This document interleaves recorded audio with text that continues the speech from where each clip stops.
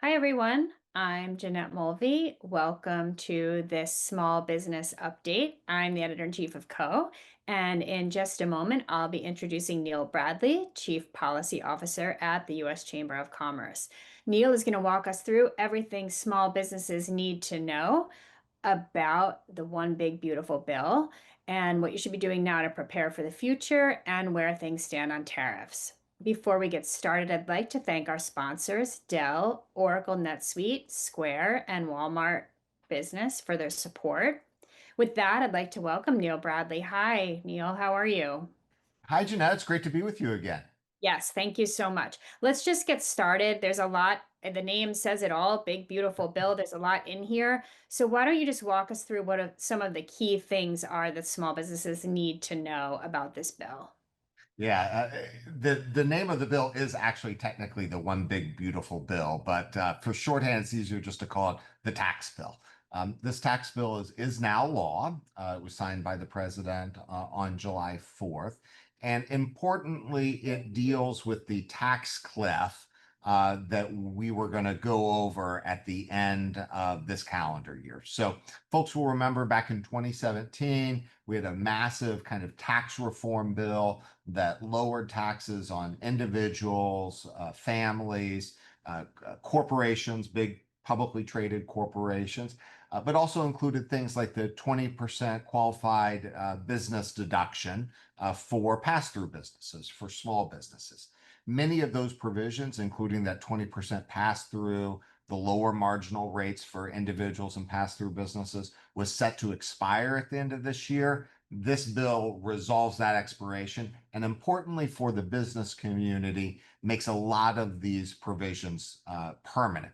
Permanent includes the new 20% qualified business income deduction for pass-through businesses, 100% bonus depreciation for businesses. So new capital investment that businesses are making, the ability to deduct that in year one, that's made permanent. The increased limit on how much interest a business can deduct, that was made permanent. And I know importantly for a lot of small businesses, the R&D deduction, your ability to deduct your R&D expenses in the year in which you incur them, was both restored and made permanent.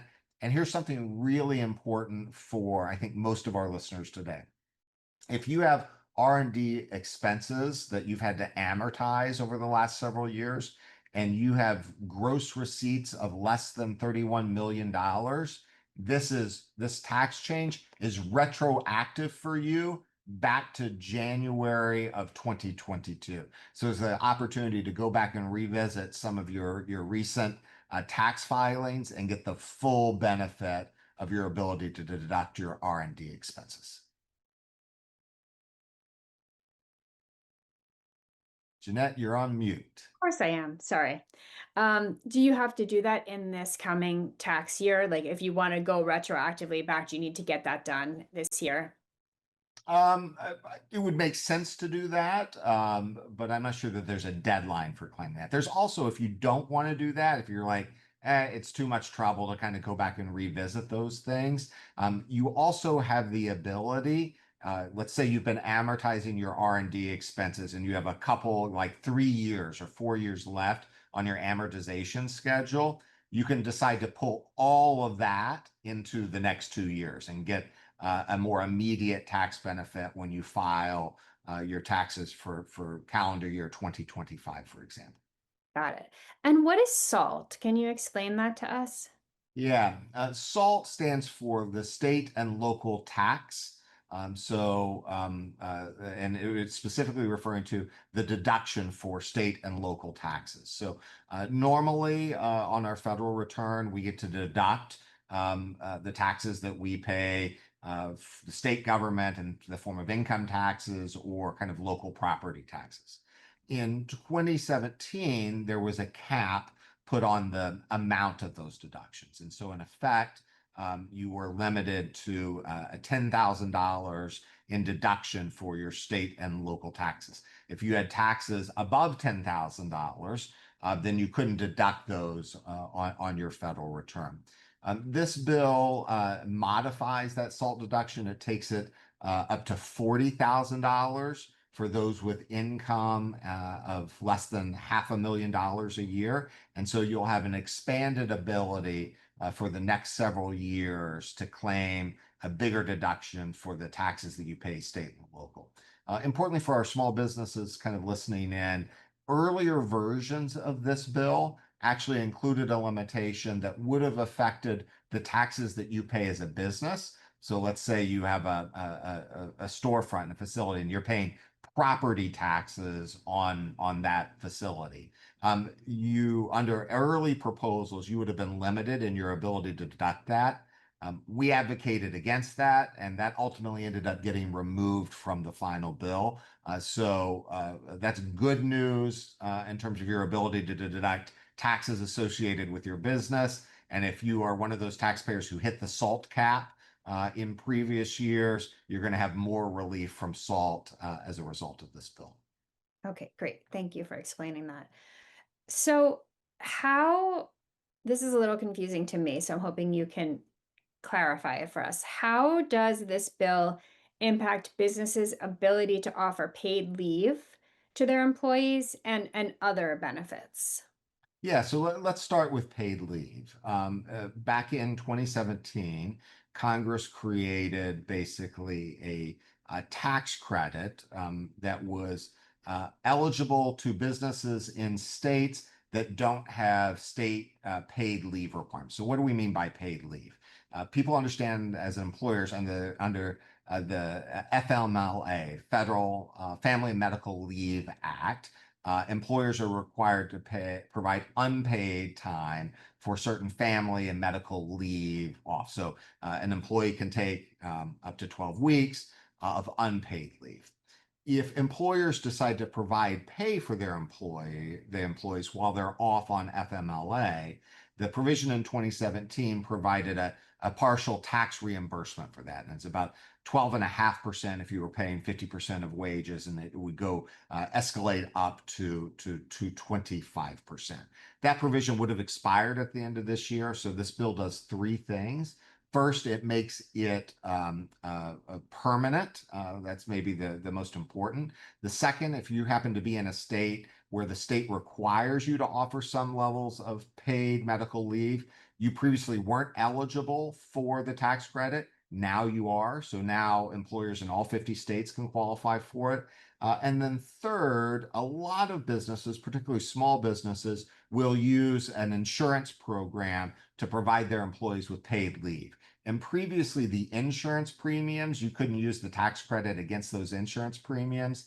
This bill changes that, and you can now use the tax credit for the insurance premiums that you're paying as an employer to help your employees access that paid medical leave. That's great information. Thank you. So, are these all of this legislation, does it impact different business entities differently, especially the tax portion? So, for example, if you're an S corp, are you impacted differently than an LLC?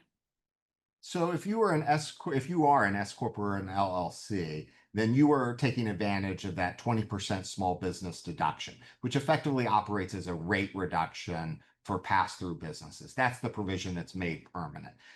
For the corporate income tax rate, there were no changes. That remains at 21%. All businesses, whether you're an S corp, a C corp, a partnership, or an LLC, you'll have the ability to take advantage of these things like the paid leave benefits, for example, or some of the other benefits that are available. One of the ones that I don't think has gotten enough attention is childcare expenses. So in the 2017 bill, Congress provided a modest tax credit for expenses that a business incurs in providing either on-site or other off-site childcare that's accessible to their employees. We know childcare is a big issue. Of course, it was really only the biggest companies that could afford the expenses of putting together some type of on-site or accessing off-site childcare. This bill does two important things that will help small businesses. There are actually three important things. One, it increases the value of the tax credit if you're a small business. You can get up to 50% of the cost rather than 40%. But second, and this may be the most important, is it allows small businesses to pool together. So it doesn't have to be just your childcare facility. A bunch of small businesses in your community can get together, offer a pooled childcare services, and each of you take advantage of this child tax credit. You can also use an intermediary to do that. So you can get a childcare services business who comes in and provides the childcare in a pooled setting for your employees, and you can get part of the tax credit to offset those costs. So a real opportunity here to expand access for childcare, particularly for small employers. Yeah, something that they probably can't afford to do on their own normally. Um, in general, what should I feel like you've already named a couple of things, but what are some things businesses should be doing now to take advantage of this legislation? Like, does it take effect right away? Just kind of walk us through that if you would. Yeah, most of the provisions would take effect at the end of this calendar year when things expire, but not all of them. So, for example, your ability to deduct your 100% of the costs of new capital outlays is retroactive to January 19th of this year. So, if you've made capital investments, let's say in March or April, you'll be able to fully deduct those when you pay your taxes. That could impact your estimated quarterly tax filings. So you'll want to talk to your accountant, your tax preparer, to make sure that you're filing the right amount of taxes.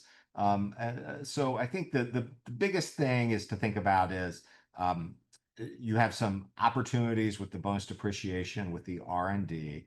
You have tax certainty with respect to your tax rates. And then you have these provisions like the paid medical leave, the child care. For example, there's also made permanent in this bill was the ability, if you as an employer provide a payment of up to $5,250 to your employees to pay off or reduce their student loan balances, that doesn't count as income for your employees. So that's a great benefit because obviously it reduces their indebtedness and they don't have to pay taxes on it. That was made permanent in this bill. And so those are things that you might want to look at that you can begin to take advantage of. And great opportunities for businesses who are trying to compete for employees to be able to offer benefits like that. Exactly right. Yeah.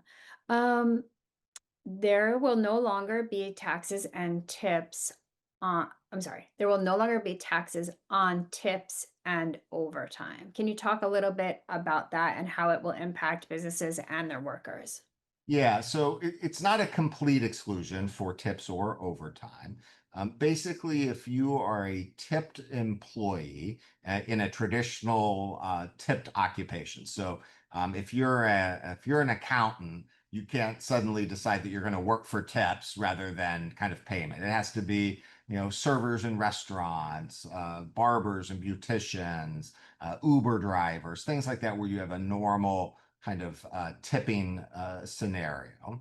For those individuals, they can deduct or exclude from income up to $25,000 a year in tips. Now, that begins to phase out if you have income as an individual above $150,000 or as a couple $300,000. So maximum of $25,000. And if you have those higher incomes, you might not even get that full amount. On overtime, there's the ability to exclude from taxation $12,500 a year in overtime pay for an individual, for a couple filing jointly, $25,000. So not all of your overtime expenses, but overtime up to that amount, again, with the same phase out of 150 or $300,000. How this kind of obviously the benefit for employees who are tipped or have overtime is the ability not to have to pay taxes on that. For employers, I think it's going to be kind of navigating the maybe newfound interest of employees for more compensation and tips or more overtime kind of pay as a form of compensation. And so I know, particularly in the hospitality industry, for example, employers are really trying to figure out how to share the specifics of this with their employees so that they understand what is and is not permitted and figure out how, if they're going to make adjustments in work schedules or overtime or how tips are pooled, for example, how they do that with their employees. Let's talk about tariffs. So, I believe the 90-day waiting period is cooling off period or whatever we called it is over. Where do things stand with tariffs? And I know a lot of small businesses are being impacted by them and they're nervous about them. So, can you just tell us what you're seeing and what you think is going to happen? Yeah. So um, uh, in April 2nd, the president dubbed it Liberation Day, and he announced kind of these kind of global worldwide tariffs. And for some countries, it was, 50% or 40%. And then he hit the pause button, the president did, on those tariffs, and essentially imposed a global 10% tariff on all countries with the exclusion of Canada and Mexico, where in Canada and Mexico, we had a 25% tariff on items that were non-USMCA. That's the new NAFTA, the US Mexico Canadian Free Trade Agreement. Things that were USMCA compliant had zero tariffs. Otherwise, they basically had 25% tariffs. China was the other exception. At one point, we had tariffs of 150% plus on China. He's also put those on pause.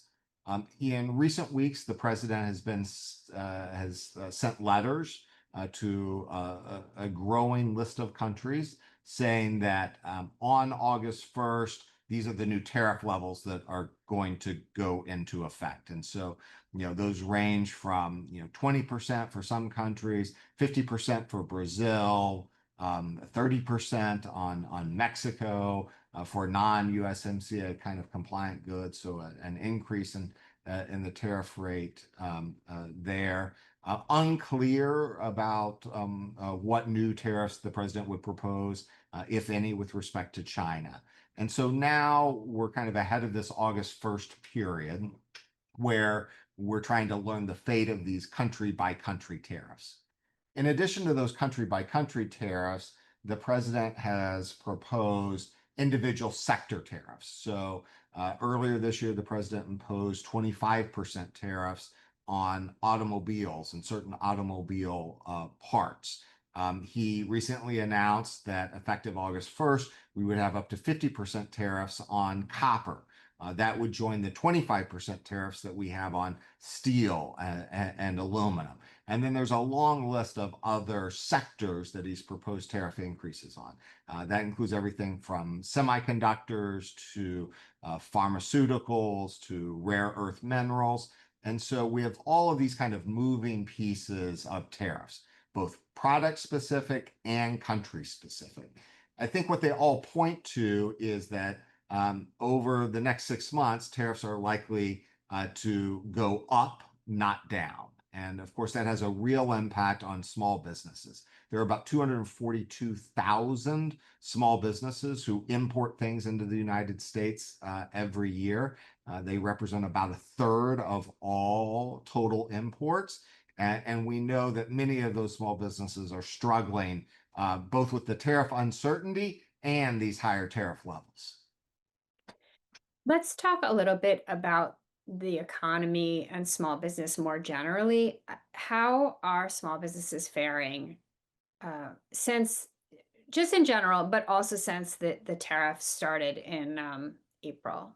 Yeah. So first, small businesses are incredibly resilient and optimistic. I think you have to be optimistic if you're going to open and run a small business. They're just amazing people who have this kind of sense of, I'm going to figure out a way to navigate the hardest possible things, and we're just going to do it. And so when we ask questions, as we do with MetLife every quarter about small business sentiment, we continue to see people who are optimistic, particularly optimistic about their local economy and optimistic about their ability to profitably manage and run their small business.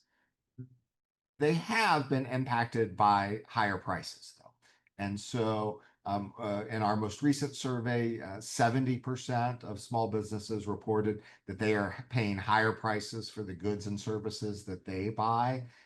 Obviously, they can't just eat these higher increased costs, so they're having to raise prices themselves. About 60% reported that they have raised prices recently for the goods and services they provide. And so the twin kind of threats are, do tariffs raise prices even higher? And what does that do to small businesses? And of course, the perennial issue of having the workforce that you need to meet the demand that you have. And so it remains a very tight labor market. And so those twin concerns of inflation and workforce are things that small business owners are figuring out how to navigate. Yeah. So talking about workforce and hiring takes me to my next question, which is about immigration. So a lot of small businesses depend on immigrants as employees. So have we seen any change in the status quo in terms of immigration laws, and immigrants coming here to work? Yeah, so let's start with people who are here working. So there's kind of this misnomer in the press and maybe even in the broader public view that if someone entered the country illegally, they either crossed into the country illegally, they came on a valid visa, but then they overstayed their visa, that if they're working, they must be working illegally. That's actually not the case. And so we have millions of individuals who may have either entered the country illegally or overstayed a visa, or who are awaiting, for example, a court date for their asylum hearing, who the federal government has given legal authorization to work.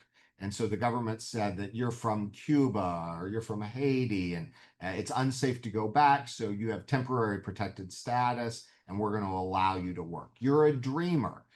We've decided as a matter of policy not to return you to whatever country your parents originally brought you from. Here's a work authorization. You have a court date in a year and a half.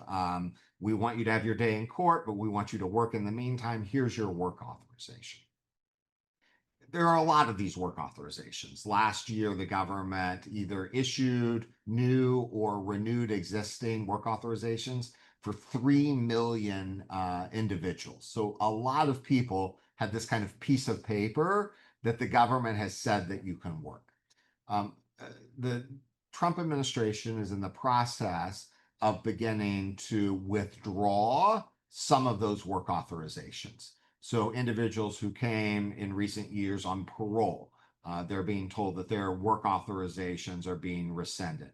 People on temporary protected status from Venezuela, for example, they're being told that their temporary protected status is being terminated, effective in some instances as soon as the end of the summer, beginning of fall. Those individuals will lose the legal ability to work. And so for employers, that's a big change because you might not necessarily know when an employee's work authorization has been extended before its natural expiration date. And it means that employees that you may have today may not be legally eligible to work for you 2, 3, 6 months from now. So that's the biggest change that we're seeing. We know this is going to create labor shortages in construction and hospitality and agriculture. And so there's a big discussion going on right now in Washington about how do we address those labor shortages? How do we either let some of these people maintain their work authorizations? How do more people come in through a different path?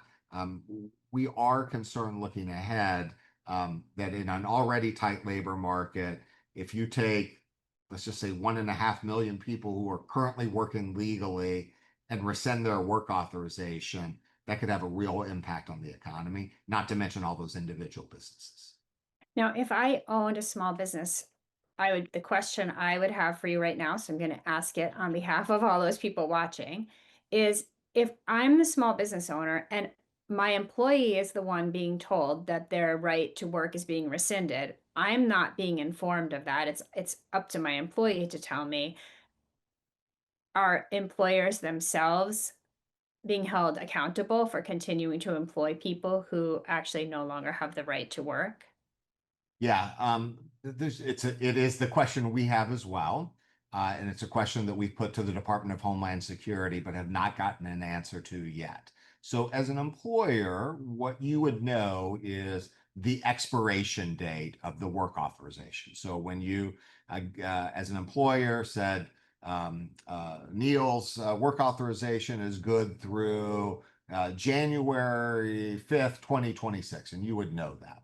What you would not know is on what basis I got that work authorization. And you wouldn't know if it was terminated before its natural expiration date. And so that's the conundrum that it's creating for employers, is that you have currently have no way of knowing that other than your employee telling you. And if they don't inform you, then you might not know what the consequences are for continuing to employ that person. And so we've asked the Trump administration for clarification on this because we do think it's in addition to all the workforce problems it's going to create, it obviously creates problems for employers with respect to making sure that they're following them. Thank you. Last question for you. We've talked about a lot of issues and you've talked about the chamber's work on a lot of these issues. Can you name a few other things? Where are we really focused as the chamber on issues related to small business? What are we Well, focusing? we've talked to, we've managed to resolve the tax issue. That's an incredibly positive one. We're continuing to work on tariffs and workforce. I think those are two broadly applicable ones. I think the third issue I would mention is AI. We know thousands of small businesses, in fact, a majority of small businesses today are using AI to improve their own operations. There's lots of debate, particularly in state capitals, about writing new rules for how businesses use AI. We're especially concerned about a patchwork of rules that say you can use AI in this way in California, but it's a different way in Texas and a different way in New York or a different way in Florida. We need fairly uniform rules. Small businesses in particular are doing a great job of figuring out how to make themselves more productive using AI. And we would prefer that they could be focused on figuring out how to do that rather than worrying about kind of a patchwork of regulations. So that might be the issue I'd mention next as high on the list of helping small businesses. Yeah, that's great. We're all talking about it every day. Neil, that is all we have time for today. So I thank you.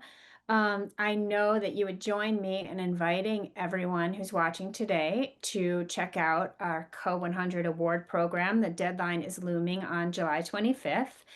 You can go to co100.com and we encourage small businesses to go there and enter this program.